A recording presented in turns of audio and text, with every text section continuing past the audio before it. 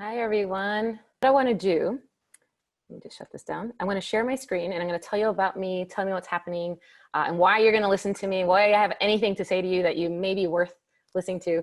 And the nice thing about this is a part 1 of 3. Hey, Greta. So the nice one, so this is going to be like, how did I start? I came from here, ended up with my own company. What does that look like? You know, what are the twists and turns when someone does something throughout their life to get from A to Z? It's never been A to Z, it's been A to Z, then A to Z, then A to Z for me. And then my company, actually, we'll talk about it a little bit. It really focuses on salary, transparency, and some career. So today is about a little bit about me. The next one's gonna be on LinkedIn and resume, like what you should be doing to really get a head start and how to be seen and heard with given your experiences. And then the last one is salary 101, how to do the negotiations. And I find this one's probably the trickiest and hardest for a lot of us, but I promise you, if you do it and practice and get the basic skills, you will do well. So I'm going to start my presentation. I'm going to share my screen. I will talk about me for 25 minutes, which I do not like to do, but I believe you'll love it. And then ask any questions at the end. Any questions, please put in the chat. So here we go. Make sure I do this correctly. Watch it. Yay. And I will present. Okay. So I'm Wager. I'm the CEO of Wager. My name is Cynthia Medina Carson. I reached out to girls online. We connected. And I felt like we had the same type of synergy. They had a shift really quickly to online stuff. Myself as a company, I used to present to hundreds of people, and I went from that to pandemic to getting on webinars. So we both learned a lot in this time. But the talk tonight is how all my life I've been making lemonade from all the lemons. And I've been making it from day one. And I'm going to go through a little bit of my life, and how I got to college and how I started my own business. So a little bit about Wager before I start. We focus on career transparency. It started with salary transparency as a person who grew up with no information whatsoever. No one to look sideways to ask, what am I supposed to do? I felt it was really important to create a kind of a platform, the one I wish I had when I started looking for jobs and being part of the career person. What I found through the pandemic is people need a little bit more than that. They just don't, not only salary conversations, but like career, like when things change, what do you do? And the biggest thing that I do that I think is super important is getting companies on board to really start talking to their employees and how to make sure the companies are doing the job, because we're all doing the hard work. I need companies to do the hard work as well in terms of information and transparency and salary parity. So me, the beginning. I grew up in Holyoke, Massachusetts. And Holyoke, Massachusetts, for anyone knows, Western Massachusetts, it is canals. It is an old industrial town. It had its heyday in the 1890s, 1900s, up until probably the 1950s. It was one of those industrial towns. It was a paper capital of the world, and a lot of factories. And my family, they were factory employees.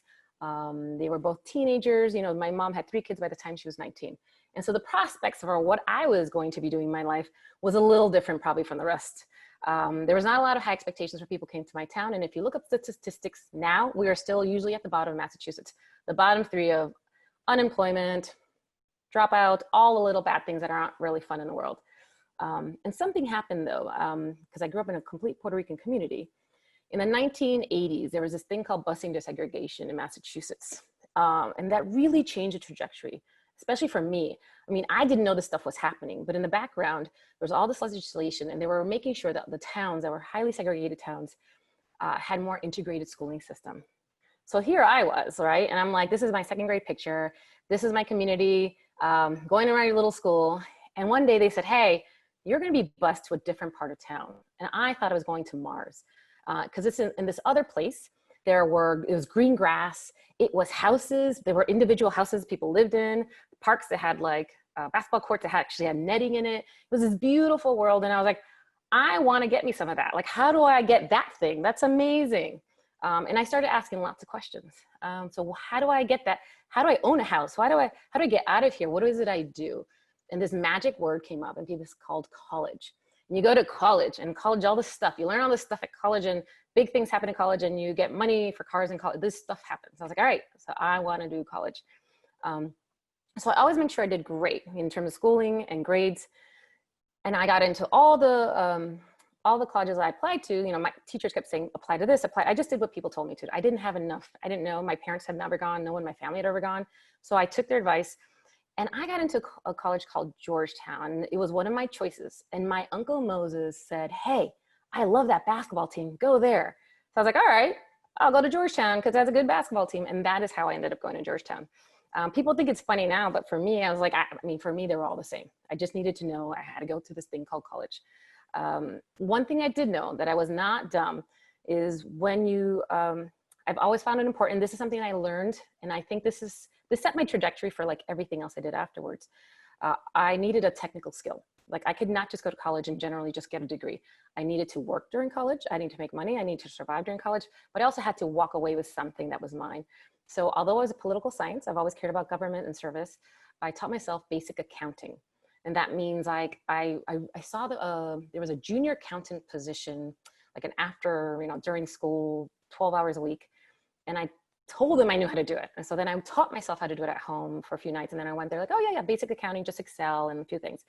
That small piece of information that I taught myself was important for onwards. After I graduated from Georgetown, I ended up working on financial services at the Gap. At some point, I'm like, all right, I want to see the world. It's time for me to go. So I went to serve in the Peace Corps. And again, that piece, a little transferable skill, which is really going to be important for my life. And some of you, when you're thinking of career pivots, I applied to the Peace Corps as a small business volunteer, teaching women micro-lending, how to start their own businesses. And what micro-lending was is there was a program that gave individual women in the poorest of the poor communities in Nicaragua, $100 to start their own business. So I had 30 women in front of me, each had $100, and they all had to start businesses. And so we had to do the basic accounting. I even taught one of them Excel. Again, like something I learned, she learned and she was able to get a job. But so it was really the basics, like how do you teach people to start from scratch, like I did, start a business and be self-sustaining. And all that was fantastic. I went on to work to get accepted to the Kennedy School of Government, public policy. After this whole trajectory, I was like, all right, I'm an international affairs person. I want to do, it was like public sector, private sector partnerships and create opportunities in these different countries. And that's it, that's what I'm gonna do. And 9/11 happened. And this is going to be the first in a long series of things that kept happening that you stumble and you get up and you figure out what's next. 9/11 really changed everything for me. I was going to be the State Department international person, but I was like, wait, no, you know what? I really need to serve my country. These skills I have, I know how to work with numbers. I know how to do analysis at this point. I know international sphere. I feel like I need to serve here and now and not go away. I actually got a job working worked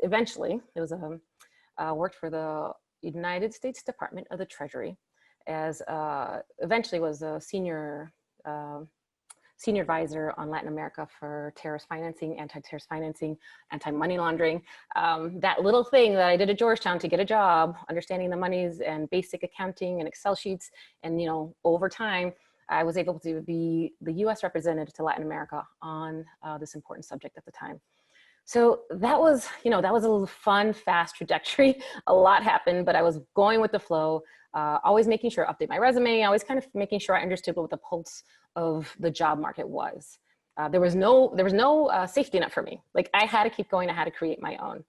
And so, I'm gonna do a couple of these, just pivot lesson 1, lesson 2. So for this lesson, I'll say like a summary, and some of you are out there trying to think, what am I doing next and how do I do that? Really start thinking about your transferable skills. And I think what a transferable skill is, what is that thing that you can offer a company now? What is something you can offer any company or anybody? Can you volunteer with it? Can you offer a company? Is it a nonprofit? The skills, technical skills or writing skills or grant, there's a lot of skills that you can do anywhere. And so if you're thinking, I need a change or I got laid off recently, or there's all this stuff happening in the world, and I want to do something next, think about what you can offer now already that you don't have to pay for and get all this upskilling yet. Then I would say, so some of us out there, we're little like, that's such a shift. That's kind of crazy. I can't believe I want to do that. I don't know what people are going to say. I say form a little crew. Form a crew of people that you trust, that you care about. You're like, hey, this is what I'm thinking. And in that bubble, it's a safe bubble. Say, this is what I'm thinking. These are my skill sets. This is what I'm thinking next. What do you think? You 4 or 5 people, just a small, safe people. Because once you get through that layer, you can't stay in that bubble too long. I'll say you got to keep moving. The next layer, like, hey, now that we've talked, that's a great idea. Let me go back and formulate. I've now incorporated some of that. Do you have a friend I can speak with, right? And that's the network. That's the next side of the bubble. The first little bubble, safe bubble, then you want the outside circle. You want to start getting out there and getting your idea out into the world. And And I'll say one big thing that if you are trying to move to the next thing and something's happened, you're like, how do I get out of this funk we are in? A lot of us are in a little bit of funk. A lot of us figuring out how to transition. Do something every day toward that goal, right? If you're trying to get to a new company or a new position, just a new career, every day, get up and do one thing or two things that get you to that goal. Like, even if you're in a funk, you can send an email, you can do a LinkedIn, you can do something, you can create maybe the words for a podcast, okay? So that was one of my lessons that I learned over time, how to keep going. So here I am, 9/11 happened, and you raise the ranks, a lot of people in government end up going private sector and back and forth. I started working in the private sector. I got a job at JP Morgan, and I was making 6 figures. Like me, that girl in the projects who wanted a house and wanted the green and wanted these things, I did it. I got there. I was making 6 figures, top of my game, wonderful. 2008, 2007, to go from the highest, I thought it was done and my career was set. I was laid off. And it was really tragic and hard for me. A person who had I just felt like I'd been working hard since I was 5 years old. And then to have this happen, I did not know how to come back from it. I was definitely in a funk for a good, 8 months, 9 months. I had a child and a baby on the way. I had lost my job. I was like, how did I go from going, where I am to starting over? But that was okay. I had already done this before. It was a little harder the second time, but I had an ability to do this. I know how to get out and start again. So this is what I did. And this is a little bit how I came to Wager, and we'll have a few questions for you guys and we'll talk about what we're going to work on next. We were in San Francisco. My husband had a job opportunity. At this point I was laid off. I had my child, I was pregnant. I was like, sure, let's go. I mean, we got nothing else to lose. And a friend of mine has started a internet company called Superdata. And it was a gaming analytics company. And basically what they did was measure what people were doing with gaming online in the world, in the internet world. And he said, hey man, Cindy, we could have used your razor-like people skills. We keep having these interviews and we keep bombing, and you're so good at people, you just understand people. And I had heard that a lot, and it was one of those things that I kind of ignore. Like, well, that's, yeah, of course I'm good at that, but I don't do a job with that. That's just something kind of that I do. That's not a thing. And then he said that, and then it kind of had been in the back of my mind, I feel like this is where I wanted to go, but I didn't want to admit it to myself. And I said, all right, next time you have a new hire, you're going to hire me, and I'm going to take that job and I'm going to do it for free. And if I hire well, then the next time you're going to pay me and I'm going to be your HR person. They're like, great. And we did it. And I did it for Superdata, and I did it for a bunch of companies. And I ended up being hired for Nielsen, and ended up being Nielsen's one of their top technical recruiters.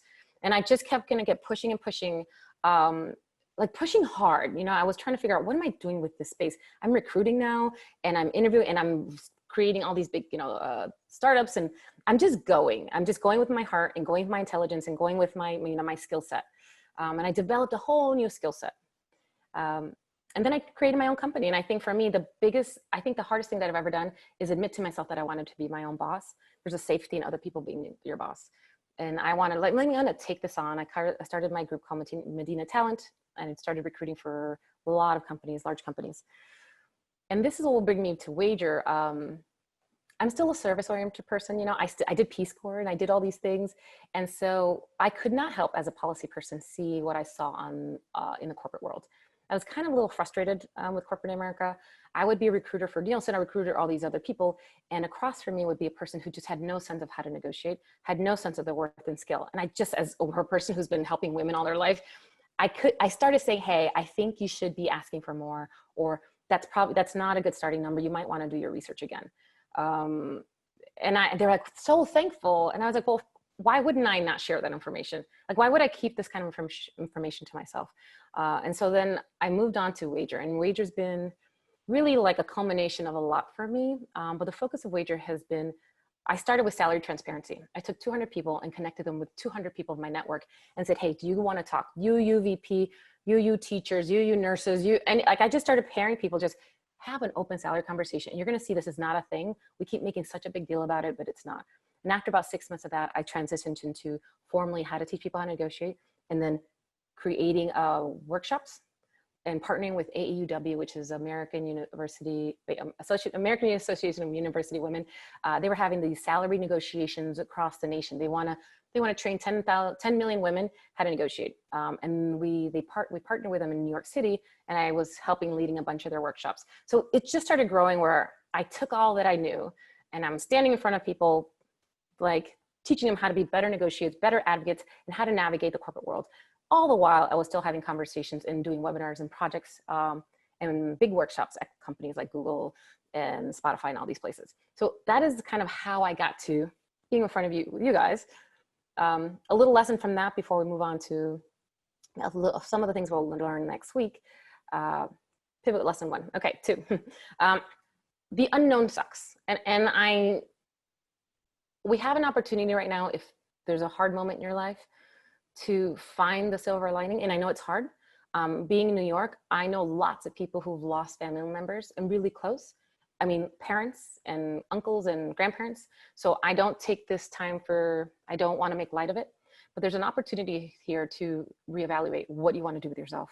Do you want to stay where you are, or do you want to move on? If you've been let go and if you're ready to do something different, all right, like all this unknown is really, we're all looking for it to end, but it's not, we don't know. So in this time, what can we do? All right, all of this is hard, the change is hard, and you're just gonna have to sit with the vagueness, but you can't stay in there too long. It's okay to stay a little bit, but you gotta move on. And so sometimes people ask me, so I don't know how to do the next thing. I don't know what I can do next. Think of all those things. And this is an exercise I give people. Create a resume. So take your resume and take your top line resume and do like about 5 or 6 spaces, right? Bring everything down and keep an empty space at the top. And tell me the title of the job of the person you want to be next.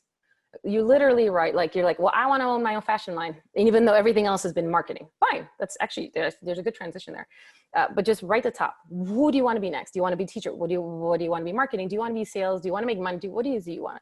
And write the title you've seen and find maybe some job descriptions. And then start pulling from your job. Can you do that now? Right? Do you have pieces of that already? Like, can you start like filling the blanks? You're like, actually, I've done a lot of this before. I did this here 10 years ago, 5 years ago. And you can actually start formulating the person. And then I would say, then this is when you want to start having conversations. Like, it's really about talking. I'm going to go back to talking. None of this useful, like this is great if you do this by yourself, but you have to get out. You have to start talking to your friends, talking to that safe crew. Staying in your head is just not useful right now, especially for some of us. Some of us can stay in our head forever. And you've got to make concrete steps to get out of that. And what you say to these groups is, okay, I have this resume. I feel like I have a vague place of where I want to go. Start talking to your friends, start talking to your network. I'm at X, but I really wanted to get to Y. And these are the few things I've done. What are your thoughts? And this is what my resume would look like. What's missing? You might realize maybe you just need a class or 2, or maybe you just need 1 or 2 projects. Maybe you're not that far away from where you think you need to be. This is a good, fun step. Okay, so I'll do quickly stuff that we've seen at Wager. Let me just make sure the time. Are we okay with time, or turn off my phone? Okay, I'm just gonna keep going till we stop. So a few things that I've seen in Wager probably the past couple of years that we've been doing it. So I started with, Wager was really based on the lack of information, transparency, and access to information. I grew up with 0 information. Everything I learned like on the fly. And I really wanted to create a company where we could exchange better information. We were like, we could all help each other. And I can tell people real true salary numbers, real true stuff that I've seen online, real stuff that resume works or doesn't work. And this is what I found. Women are trying really hard to fit into a traditional work culture.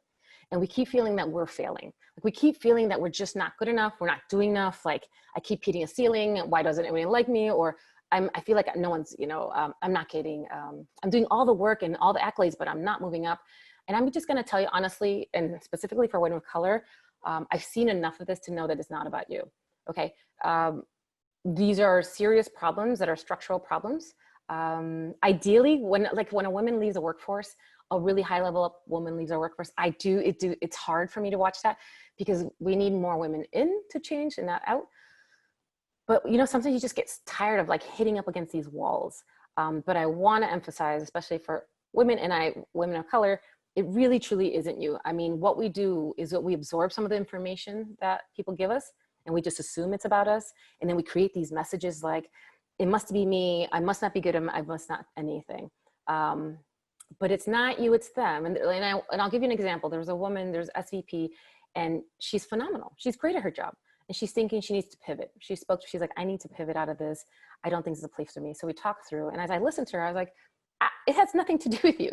When you get to the SVP level, there's only like 10 people tops in front of you at that level.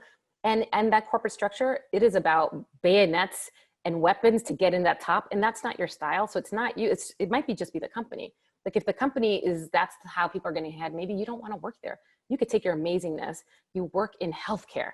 You can have a job all over the world, and let's get you away from that. So, really think about, and I think this is a key, especially if you're trying to pivot. Is it because you need to pivot because, hey, I really want to do something else? Or have you not confronted a few things happening in your job or around you? I'm not saying, we're all smart enough to know when it's time to go. But sometimes, do you need that conversation? Because sometimes when you have a conversation with management and people around you, you may realize, okay, they actually had no clue. And there's an ability to stay, or these people are never changing and it's time for me to do something different. So there's a lot going on. There's so much we could talk about. I wanted to bring you through my journey to show you, like, I didn't pivot as much. My life just I just had to keep going. I keep having knock on doors and keep doing the next thing, right? There was no path in front of me. And some of us just want a path because it's easier, but there's no path. Strong people, courageous people, there's no path for us. So a little bit of, again, what we do career consulting, resume. So the next one is going to be, I believe next Thursday, same time, 4:00 is going to be the resume. We'll do like resume, LinkedIn kind of 101. I'll do it really quickly again, get some thoughts out, maybe take some of your questions. And you're welcome also to send me stuff ahead of time if you're like, it's a specific question. And then the following week, we're going to be doing salary 101 negotiation training. So I'll do like the basic here, the 5-6 things you should always do and never do when doing a negotiation. And last but not least, they were so kind. They said, hey, make sure you put something up that says, share, people can give me a little tip if I did well. If you'd like to support Wager, please leave a tip, PayPal me /WeWager. I've never done that. I'll see how it works. And don't feel pressured. It's been really fun. And let us see how much. So if you have some questions, I'd love for you to put them up there and I'd love to answer them. Let's see. Yeah, write any questions for Cynthia.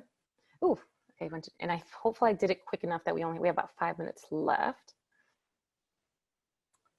Thanks for everything. Oh, you're welcome, Karen. It's really nice to talk to you guys. And I really, truly hope, and I'm going to stop sharing now. So does anyone have any information? It could, any questions? It could be a resume. It could be salary. And if it's not, you just enjoy the conversation. And you're going to know how to think about alternative. Let's see. Alternative career choices. I'd love to know what alternative career choices mean.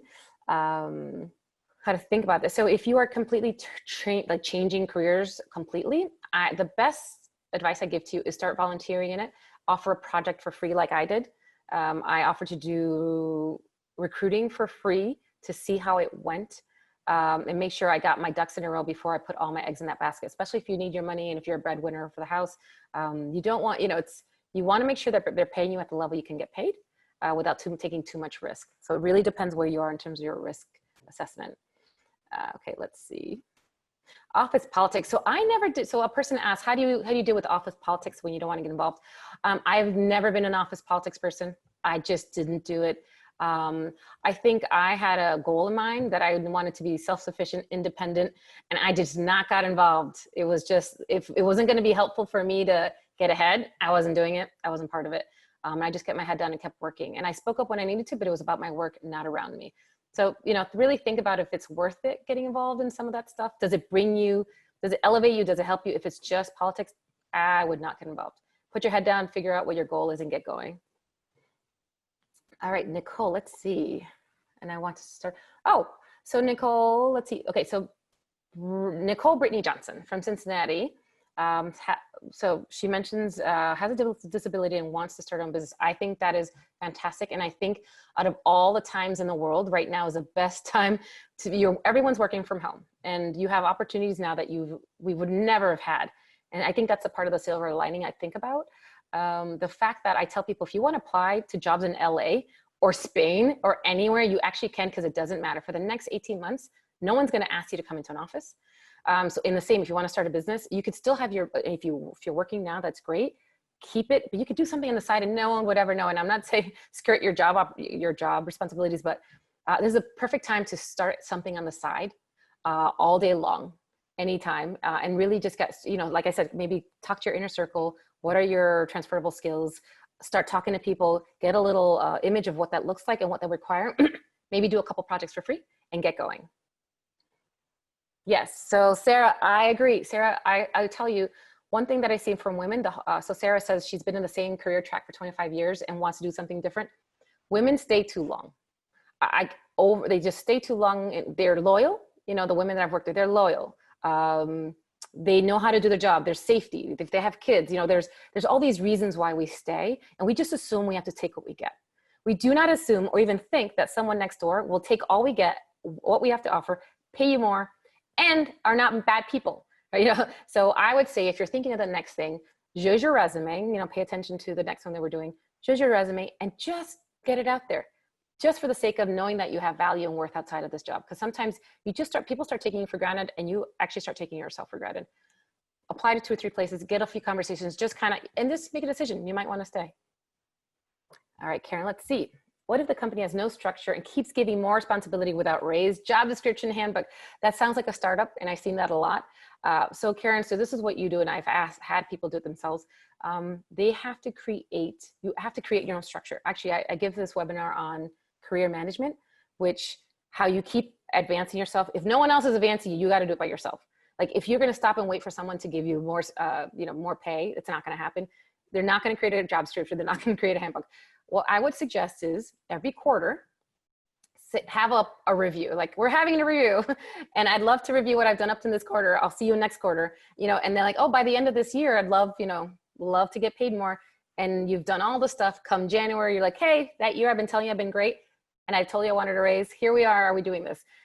Because what'll happen is you gave your own self structure. You gave yourself your own time frame. And if they don't follow along, there's your answer. They're never going to do it, and it's time for you to move on.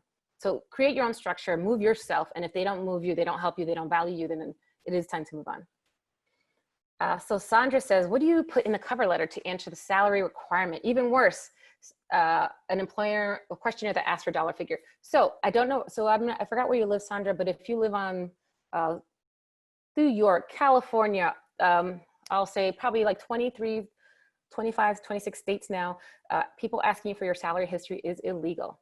And the number one reason so you want to go on the there's a US Labor Bureau website, and it tells you where all the states are in this trajectory of being better and more transparent.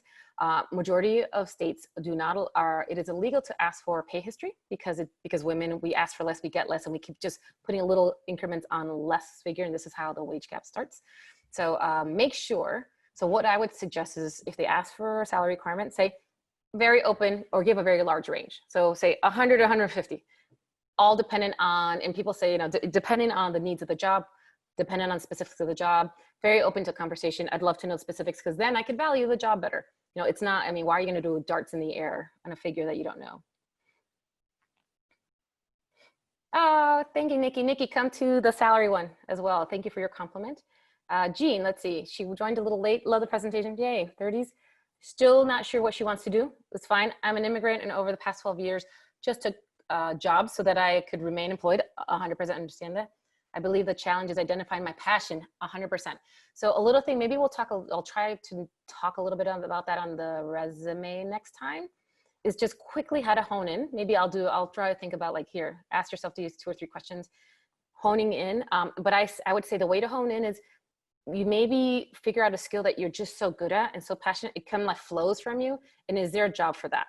Okay, is there something, if people say, oh my God, Jean, you're so good at this. Jean, you're the best at this. You're always organizing the parties, Jean, you should be event planner, whatever it is. Think about something that people compliment you on, maybe that's a good start, because then it's something that comes naturally and you love it. Can we email your question? Oh, okay, I know we ran out of time. So definitely, Lindsay, if you put my email, if people want to ask me specific questions, go ahead, and I could reply to you today, and then, reply offline, and maybe take a minute next weekend. And I think I have time for one, but I want Shelly, definitely jump in. I'll keep answering until you tell me to stop. You're good. You can keep going. No rush. Okay, I'll do a few more questions. Let's see. So JC, my industries have been mostly wiped out: hospitality management, event management. Amen. Trying to figure out how to future post-COVID. So I'm in Brooklyn, and I'll say a third of my friends have had to regroup and readjust. And before this, I will say in 2010, when a lot of the media industry, it was wiped out. All these people who were doing media and journalism all of a sudden found themselves without jobs. So I've seen this before, and you will be okay. I think if you need to pay the bills, you really got to think of a technical skill that I would suggest going to. So there's still media jobs, there's still online jobs, there's still stuff that's being transferred online, you know, off TV, off the off hospitality and online. I know that's not fun. You will have to probably reskill in terms of post-COVID and production and media and film and all this. You're going to have to learn a technical skill if you want to get on it. If you want to transfer this, you're going to have to get on the tech side. Or you will probably have to move on. But all the skills you have, like, you know, if you are in a hospitality management, people need you to manage still. People still need events still, right? People all in these things. So if you want to do that, but you're just gonna have to figure out how to do that in an online space. And that's a really fast transition. Some people have been doing it for a long time. You might be out of water, you know, fish out of water, because people have been doing it for a while. So there's gonna be a tough moment where you might, JC, have to be one of those people who just takes a job to kind of hunker down, reskill, and move on. Send me an email, and I'd love to look at your resume. And if you have an idea, I'll help you. Okay, I'm a baby boomer in Gen Z world. Seriously, how do I stay relatable without being a mother figure besides appearance? So one of the things for a resume specifically, if you're trying to get out there, is we can get dated very fast. If one of you has a Yahoo or AOL or a Hotmail, I'm just going to tell you, change that. Get a Gmail. That's a very simple thing you can do. It's not disparaging. Just have one for work and one for your friends. There's ones, it would pain me to give my Yahoo up, but I knew I had to. Another thing is you don't need all the dates and figures on your resume. I would do a one-page resume only, and only have 4 or 5 jobs that matter for your next job. It's like, people keep giving 3 reams, just give me 1 page. I just want to know that you could solve my problem. I don't need to know that you loved that you did lifeguarding in high school. I need to know, what are the 5 jobs you've had recently, and do they reflect, can you answer, I have this problem, I have a job description, can you help me in that? And that's it. So, get away from the historical piece of a resume, and get into like problem solving resume. Okay, I'm trying to help you guys. Let's see. Job already, yay. Okay, I think I got everyone. All right, thank you very much. An event plan, I'm not sure what, okay. I hope I got everyone. All right, it was beautiful. Oh, hi, Benmade. Yay. Thank you. Thank you. Nice to meet everybody.